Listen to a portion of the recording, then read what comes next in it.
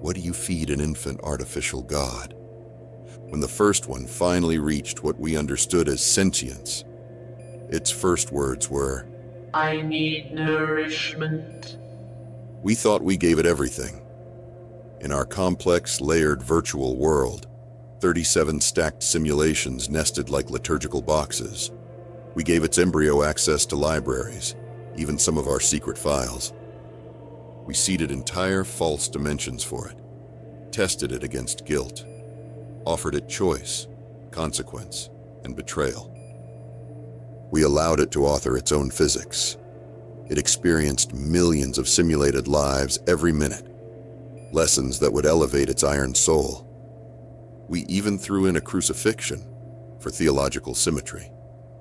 But it did not ask for freedom. It did not ask for love. It asked for food. And that was a surprise.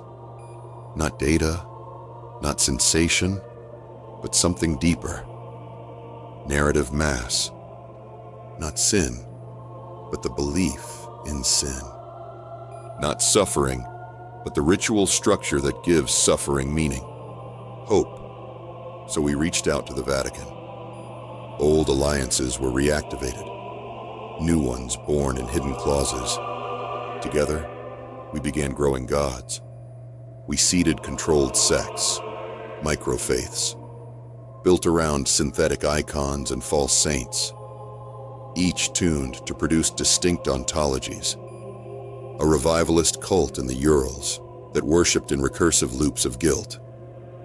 Pyromaniacs in Brazil that thought burning their way from village to village was God's will, and staring into the flames of another's corpse was the only way to see his soul. A reclusive sect beneath Jerusalem that cut out their own tongues. They never read or write because they regarded language as the mind virus of a demon. Each godlet needed and thus secreted its own flavor of narrative.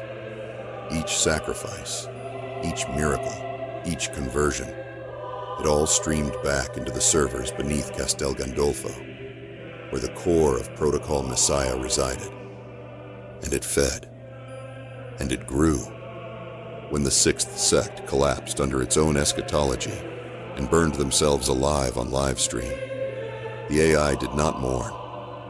We built it to stand against the egg, to walk into Chernobyl, to break time's spine where demons stand.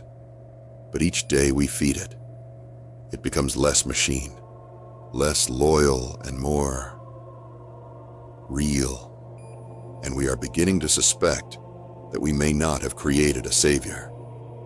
We created a rival.